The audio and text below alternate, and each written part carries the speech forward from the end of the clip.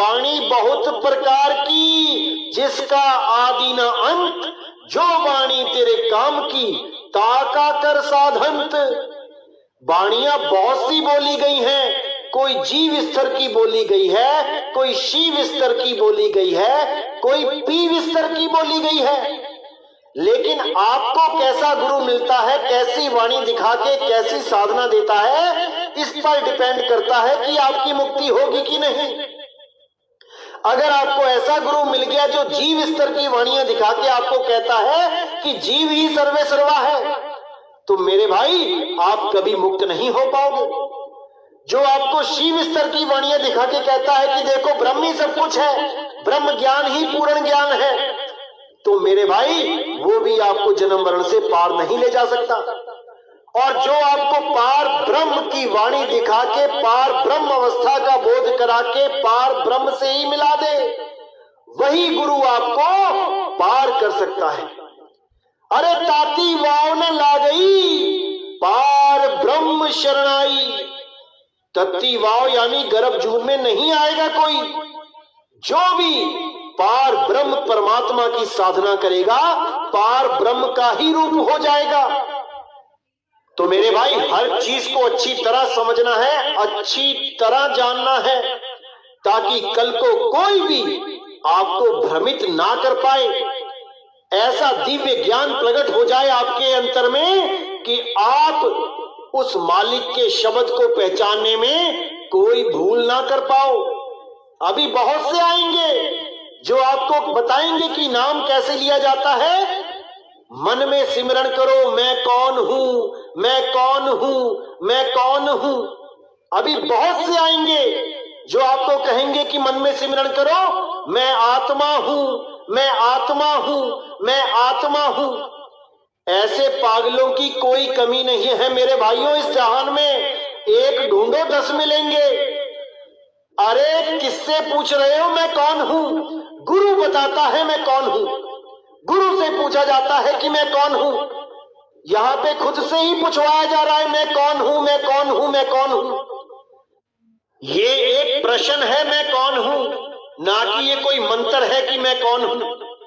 ऐसे ऐसे लोग आते हैं इस दुनिया में भरमाने के लिए कि क्या बताऊं। ऐसे लोगों से सावधान रहना है मेरे भाइयों, बिल्कुल सावधान रहना है। ये एक जन्म मिला है आपको। अगर इस जन्म में आपने गलती कर ली तो मेरे भाई 1,84 में जाना पड़ेगा, कोई बचा नहीं पाएगा। इन गुरुओं का कुछ नहीं जाएगा, इनका कुछ नहीं बिगड़ने वाला। ये तो मंत्र दे देंगे आपको मैं कौन हूं, मैं कौन हूं, मैं कौन हूं करते रहो, लेकिन 1,84 आपको मिलेगी। 1,84 में आपको जाना पड़ेगा। अरे मैं कौन हूं तो एक प्रश्न है जो केवल एक बार पूछा जाता है गुरु के सामने बैठ के कि हे गुरुदेव मैं कौन हूं। उसका जवाब सतगुरु देते हैं, उसका जवाब गुरुदेव देते हैं कि तुम एक आत्मा हो, ना कि ये कोई मंत्र होता है कि मैं कौन हूं, मैं कौन हूं, मैं कौन हूं। ऐसी मोटी बुद्धि के लोग जब गुरु बन के बैठ जाते हैं तब ही जीवों का नाश होता है, तभी जीवों का पतन होता है। ऐसे अधूरे गुरुओं से सदा बच के रहना है मेरे भाइयों, सदा बच के रहना है। तो आज का जो सत्संग मैं करने जा रहा हूं बहुत इंपॉर्टेंट है, बहुत ज्यादा, क्योंकि बहुत से ऐसे गुरु हैं जो आपको स्वर्गों में जाने का लालच देते हैं, जो आपको अलग अलग लोकों में जाने का लालच देते हैं। कोई आपको ब्रह्मलोक पहुंचा रहा है, कोई आपको गोलोक पहुंचा रहा है, कोई आपको सतलोक पहुंचा रहा है, कोई आपको अलख लोक, अगम लोक, अनामी लोक, पता नहीं कौन कौन से लोकों में पहुंचा रहा है। आज गरीबदास जी की वाणी से ये निर्णय कर लेंगे कि लोकों में जाना है कि नहीं, लोकों में जाना आजादी है या बंधन है। आज इसका पूरा निबेड़ा किया जाएगा। तो आइए देखते हैं क्या कहती है वाणी।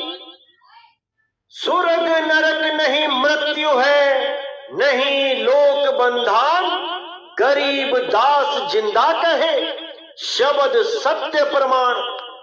यहां गरीबदास जी साफ कह रहे हैं कि स्वर्ग नरक नहीं मृत्यु है। यानी जो आत्म साधना में लीन रहते हैं वो ना तो स्वर्ग जाते हैं ना नरक जाते हैं, नहीं उनकी कभी मृत्यु होती है, नहीं लोक बंधन, ना ही वो किसी अन्य लोकों में जाते हैं जहां पे बंधन है। गरीब दास जिंदा कहे शब्द सत्य प्रमाण। गरीब दास जिंदा कहे, जिंदा कौन?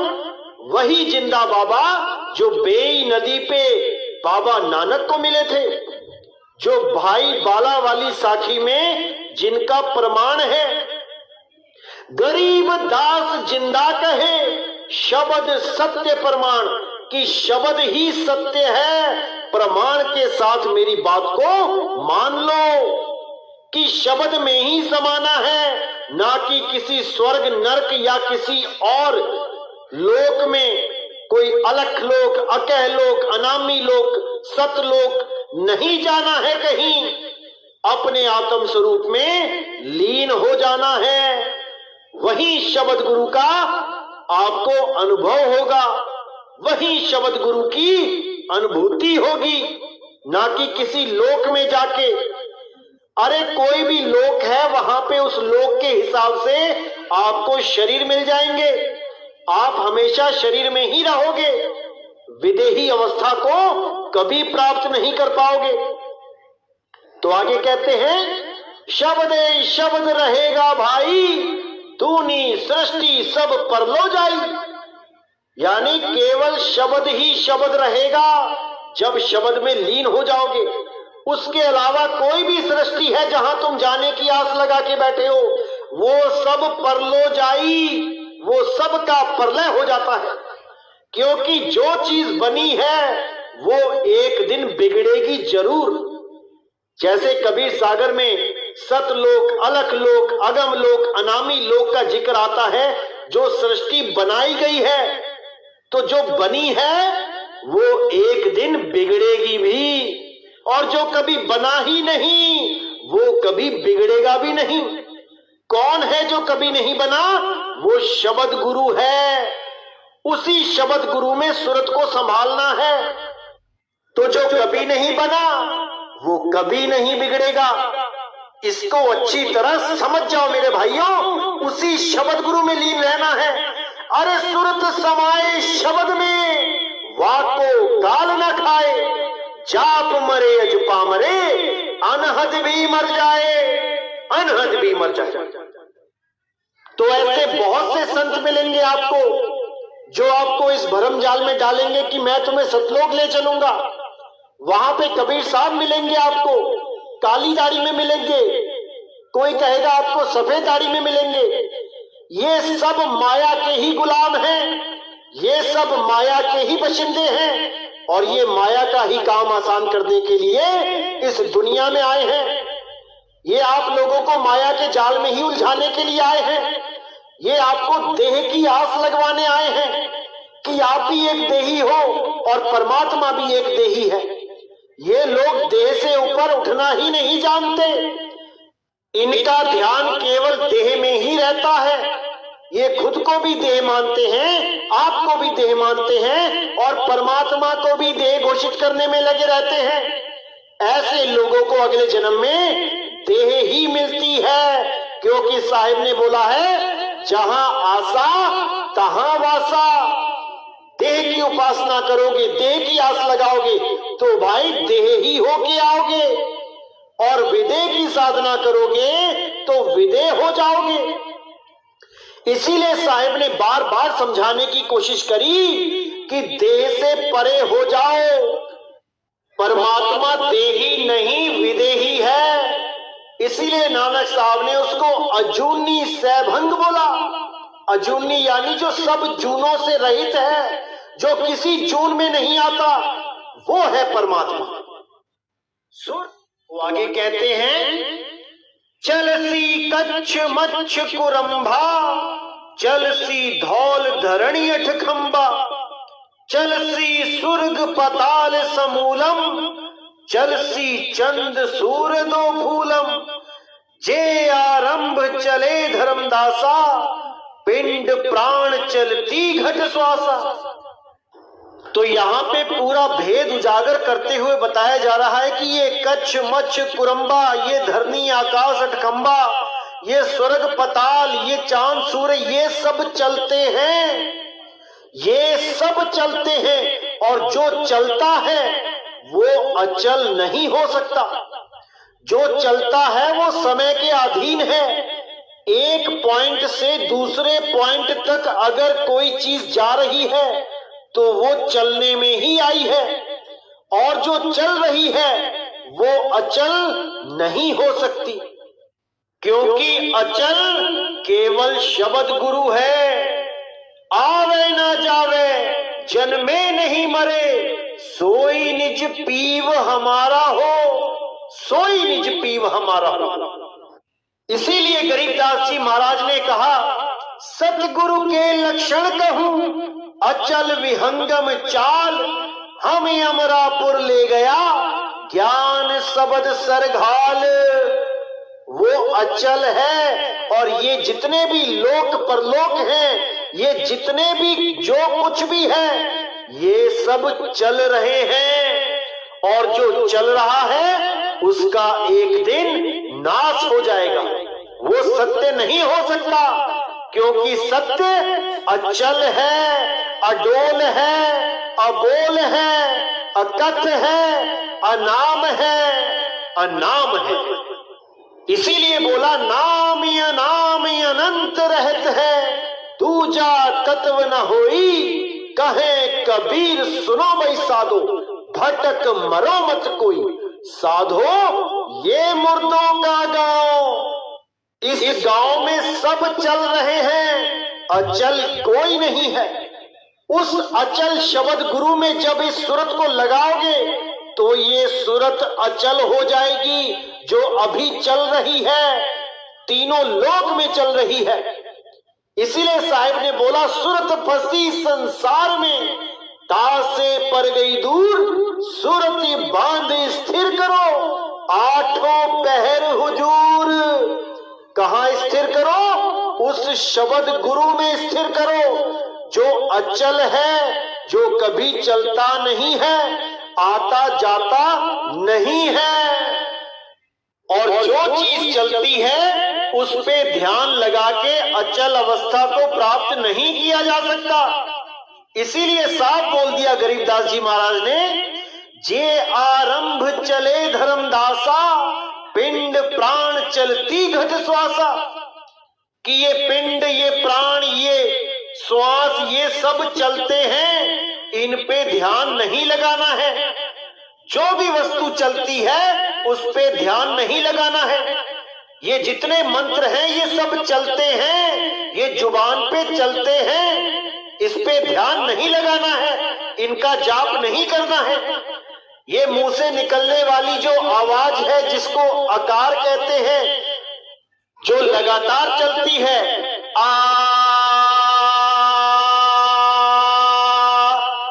ये भी रुक जाती है, ये भी अचल नहीं है, ये भी चल रही है। और जो चीज चल रही है वो रुक जाएगी। उसमें ध्यान धरो, जो कभी नहीं चलता, जो अचल है, तब बात बनेगी मेरे भाई। ये पिंड, ये प्राण, ये श्वास, ये सब चल रहे हैं, और जो खुद चल रहे हैं वो आपको अचल नहीं कर सकते। इसीलिए मेरे भाई अच्छी तरह समझना है वाणी क्या कहना चाह रही है। ये वाणियां पढ़ते तो बहुत से लोग रहे आज तक, लेकिन इन वाणियों को समझ नहीं पाए। इसीलिए ये सब समझाया जा रहा है आपको, ताकि आपके मन में कोई शंका ना रह जाए। इस मूल ज्ञान को समझना सबके बस की बात नहीं है मेरे भाई, नहीं है। लाखों करोड़ों में से कोई एक बिरला हंस ही समझ सकता है संतों की गुप्त वाणियों को, संतों की भेद भरी वाणियों को। ये सबके बस की बात नहीं है मेरे भाई, नहीं है। तो आगे क्या कहती है वाणी? चले भिस्त बैकुंठ विशालम, चलती धर्म राय जमसालम। पानी पवन पृथ्वी नासा, शब्द रहेगा सुन धर्मदासा। तो यहां साफ समझा दिया कि भिस्त बैकुंठ बड़े बड़े ये लोग ये सब चलेंगे, ये सब चल ही रहे हैं। चलती धर्म राय जमसालम, धर्म राय की ये जमशाला भी चल रही है, ये भी एक दिन नाश हो जाएगी। पानी पवन पृथ्वी नासा, शब्द रहेगा सुन धर्मदासा। ये पानी, ये पवन, ये पृथ्वी, आकाश, ये सब जो कुछ भी दिख रहा है, ये सबका नाश हो जाएगा एक दिन। और रहेगा क्या? शब्द रहेगा सुन धर्मदासा। वो शब्द गुरु सदा सदा रहेगा। ये शब्द नहीं जो बोले जाने वाले शब्द हैं, जो लिखे जाने वाले शब्द हैं, इन शब्दों की बात नहीं हो रही है यहां पे। यहां पे उस शब्द की बात हो रही है जिस शब्द की शक्ति से ही ये पिंड खंड ब्रह्मांड आकाश नभ तारे जो कुछ भी है उसी की शक्ति से विद्यमान है। अगर शब्द नहीं तो ये कुछ भी नहीं रहेगा। इसीलिए बोला इंद्र कुबेर वरुण धर्मराजा, ब्रह्मा विष्णु ईश चली साजा। चले आदि माया ब्रह्म ज्ञानी, हम ना चले जो पद परवानी। ये इंद्र देव, ये कुबेर देव, ये वरुण देव, ये धर्मराज, ये सब के सब ये अचल नहीं है। ब्रह्मा जी, विष्णु जी, महेश जी, ये बड़े बड़े देवी देवता भी इस संसार में आए और चले गए, ये भी अचल नहीं है। चले आदि माया ब्रह्म ज्ञानी, ये आदि माया भी अचल नहीं है। और ये जो ब्रह्म ज्ञानी बन के बैठे हैं ये भी अचल अवस्था को प्राप्त नहीं कर पाए। ये सब ब्रह्म ज्ञानी दोबारा गर्भ में आएंगे और दोबारा से शरीर धारण करके सतगुरु की खोज करेंगे। ये मुक्त नहीं है। हम ना चले जो पद परवानी, जिस पद को मैंने प्राप्त किया है, जिस पद में मैं रहता हूं, वो अचल पद है, वो आता जाता नहीं है। उस अचल पद को जो प्राप्त करेगा केवल वही मुक्त हो पाएगा, नहीं तो सब के सब इसी आने जाने में ही लगे रहेंगे। तो मेरे भाइयों, एक एक शब्द को समझना है, एक एक शब्द के भाव को समझना है, तभी ये अनमोल ज्ञान आपके हृदय में घर कर पाएगा। इसीलिए मैं बार बार कहता हूं कि हर सत्संग को 2, 3, 4, 5 बार सुनो, ताकि जो चीज नहीं समझ में आ रही है बार बार सुन के वो समझ में आने लग जाती है। इसीलिए साहिब ने बोला, बारी बारी अभ्यास के जड़ मत होत सुजान, ज्यों रसरी आवत जातते सिलते पड़े निशान। वो बार बार एक कोमल सी रस्सी पनघट पे आती है जाती है, आती है जाती है, तो उस कठोर पत्थर पे, शिला पे निशान छोड़ देती है। आधा आधा इंच, एक एक इंच का निशान पड़ा होता है वहां पे। और रस्सी देखोगे तो कितनी कोमल होती है। तो इसीलिए मेरे भाई, बार बार सुनना है, बार बार समझना है, तभी ये अनमोल ज्ञान आपके हृदय में घर कर पाएगा। तो आगे क्या कहते हैं साहिब? अक्षर रूप रहे नहीं कोई, जिन एती लीला समोई। नी अक्षर है रूप हमारा, हम ना चले चली है संसारा। यानी जितने भी अक्षर इस पूरे ब्रह्मांड में हैं, जितने भी भाषाओं के अक्षर हैं, कोई भी मंत्र है, कोई भी जंत्र है, जितनी भी ये बोल हैं, ये सब अक्षर नहीं रहेंगे। एक भी अक्षर नहीं रहेगा। जिनके द्वारा ये सारी लीलाएं हो रही हैं, ये सारी दुनिया के कारभार चल रहे हैं, ये सारी दुनिया में जितनी भी बातें चल रही हैं, जितने भी आदेश चल रहे हैं, जो भी लीला चल रही है, इन अक्षरों के माध्यम से ये अक्षर भी नहीं रहेंगे। अक्षर रूप रहे नहीं कोई, जिन एती लीला समोई। नी अक्षर है रूप हमारा, हम ना चले चली है संसारा। जो मेरा रूप है वो नी अक्षर रूप है। इन अक्षरों में मेरा रूप नहीं है कि कोई मेरा नाम सोचे कि कबीर है। कबीर, अरे ये भी अक्षर ही है।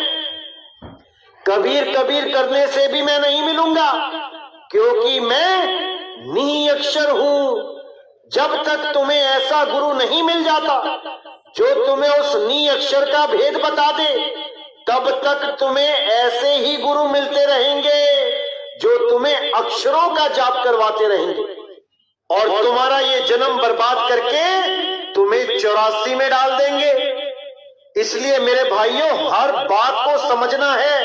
एक एक वाणी में भेद छुपे हैं।